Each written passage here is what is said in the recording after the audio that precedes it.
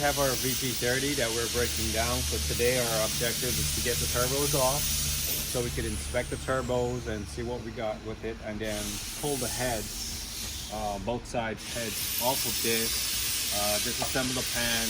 Hopefully we'll have this whole engine torn apart today and assess what we have and see what's good and what we could save and what we can't. But we're going to start with these pain in the asses turbos.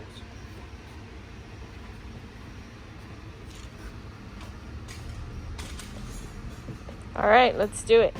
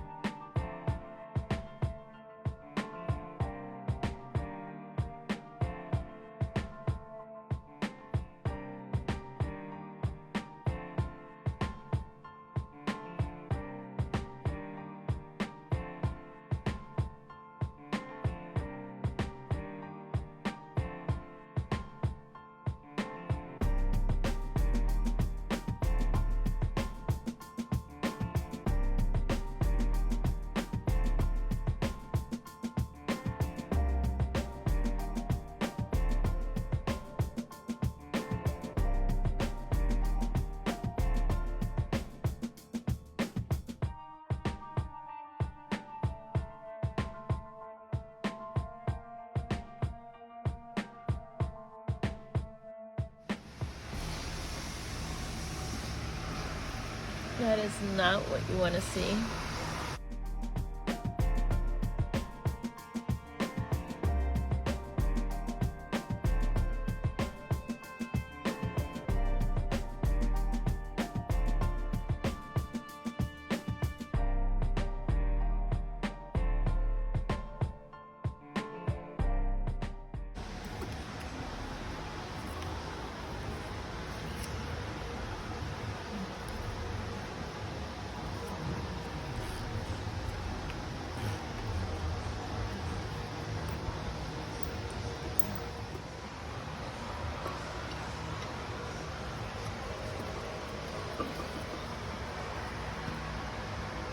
A lot of crap in there.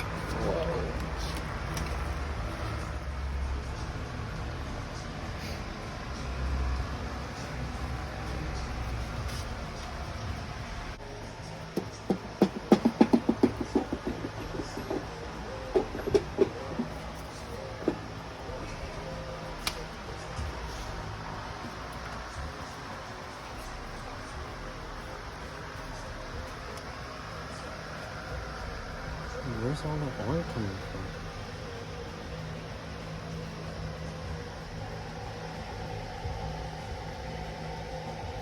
So much scoring. We're gonna spill all right. Ready?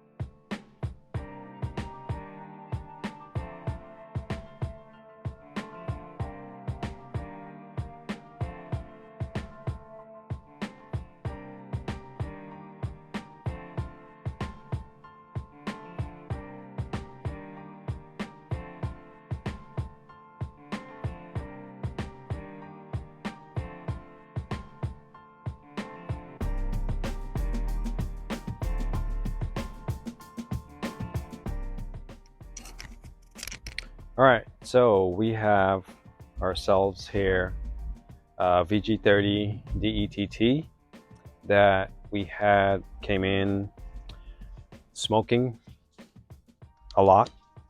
Uh, Smoking a lot. We had low compression on several cylinders.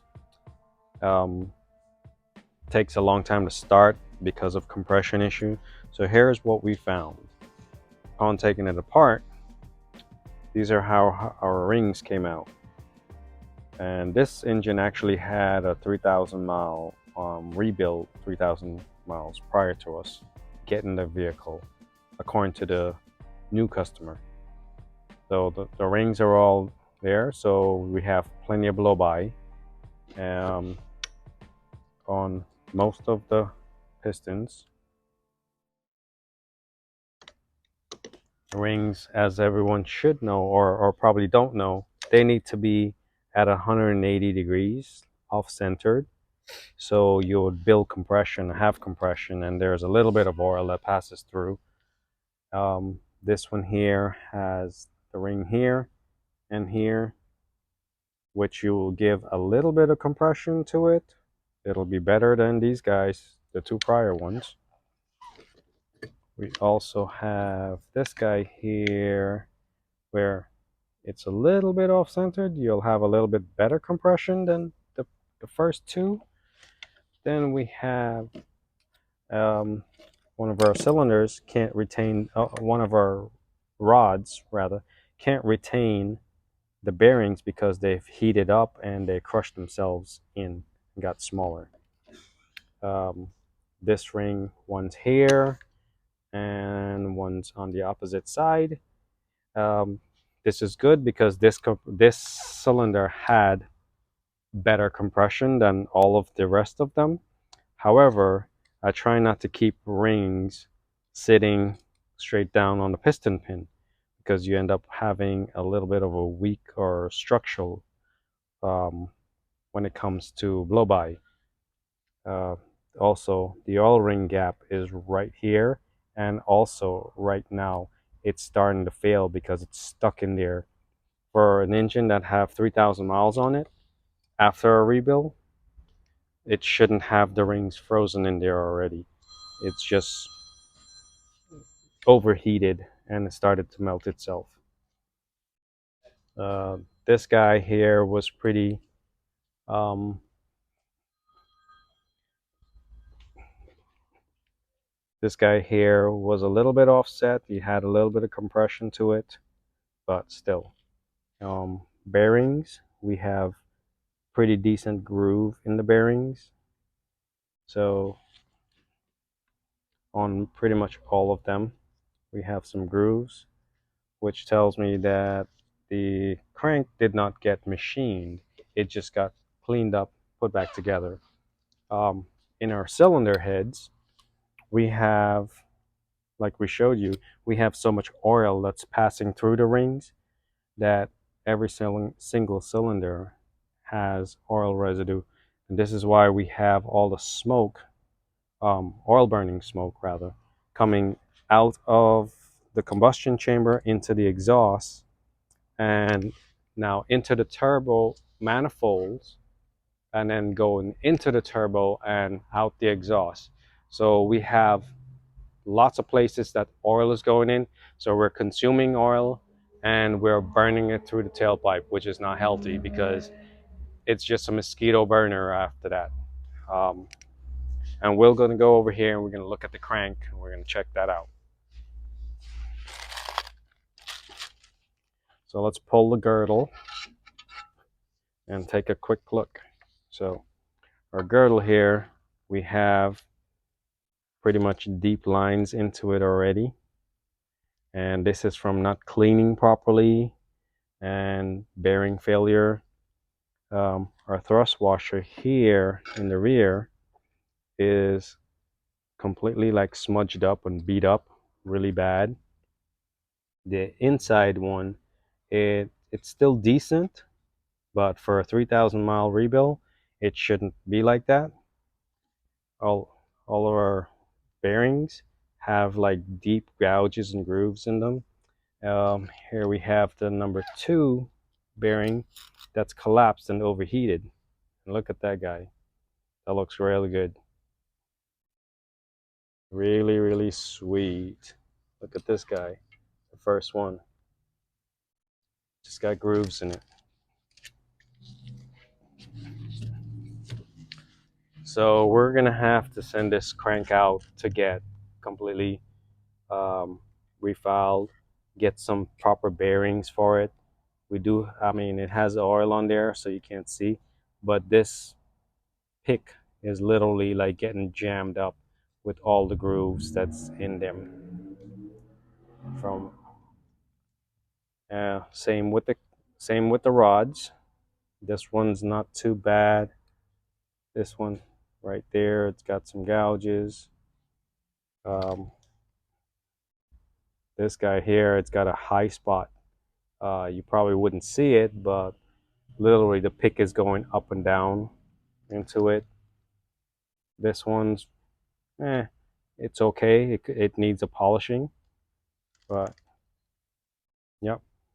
So let's take a rotation on this thing and see what our cylinder walls look like.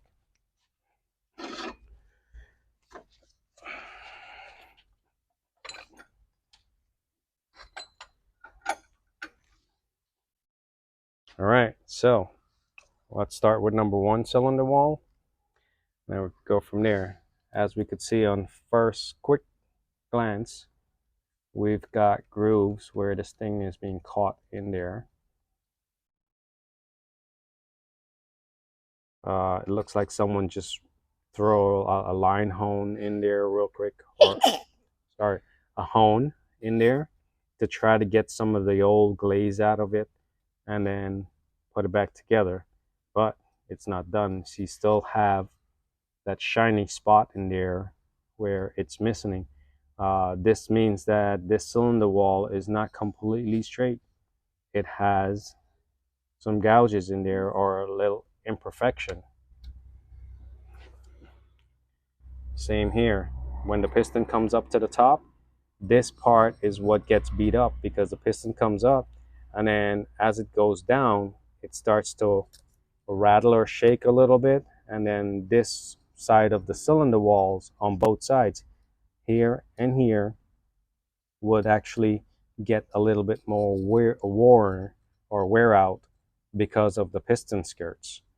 So it's on every single cylinder. Look at this one, it's got rust pits on there. I think it has in the middle of the cylinder also, where I think what happened is that this engine was sitting for a long time and someone decided to start it up or just take it apart, refresh it in a home garage or whatever it is, and then try to put it back together. But they didn't do. There's nothing wrong with that, providing that you do measurements and you check all your clearances and make sure your machining stuff is done correctly. I know plenty of guys that do stuff in their garage, and it's absolutely amazing. This one here, we have tons of rust pits on the outside here, on the top end. So it definitely, this block definitely needs some really TLC and reboring. So we're going to end up boring this out. Not sure if we're going to go 10 over or 20 over as yet. I'm going to do some more measurements and then we'll send it out to the shop, tell them what we want, how we want it to bore, what size, and same thing with the crank. And then we're going to get everything, probably everything new, because they're pretty shabby on those pistons. And we're going to put back this thing together and have a solid bill again, or a solid engine, I would say. All right, so on to the turbo sides. So we've got the turbo off with the manifold, which anyone that works on the Z car know that they are a little bit of pain to get to and get off. But whoever installed this stuff, we still have missing bolts and so on and so forth. But that's not even why we're here. We're not judging. What we did is that the turbos were rebuilt. but we still have a ton of shaft play in there. On the back housing, look at all of that oil that is in there, that from the blow-by of the engine. It is literally a ton. Hey, let's see. Do we have some shaft play? Let me know what you guys think. Is that good? No good? Let's see. We have a couple of broken studs that we're going to have to drill out. We're going to check the wastegates and so on and so forth. But yeah, these turbos, I think, needs to get a complete overhaul, or just get rid of them and put some new turbos on there for sure. And they're both like that. And right? they're both like this. Actually, the other one is a little bit worse, but let's take a look. All right. You want to bring it up? We could bring it up. Don't want it falling on my toes, Jerry. All right. So let's stand it up here. Actually, this one here, yeah, this is the one that it literally is. It rotates and then it stops. It binds. Here we go. Look. Oh, let me try this again. Got it? Look at that shaky right there. Okay. Yeah, these turbos are old. They definitely need some help.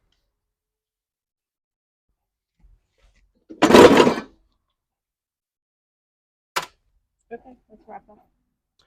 All right, so what do we have? We have pistons that the rings were installed incorrectly. The piston skirts are worn out. Cylinder walls that's worn out, that needs to be rechecked. We have rod bearings that's failed. We have main bearings that's all beat up and destroyed. We have turbos that's leaking, and we have tons of shaft play.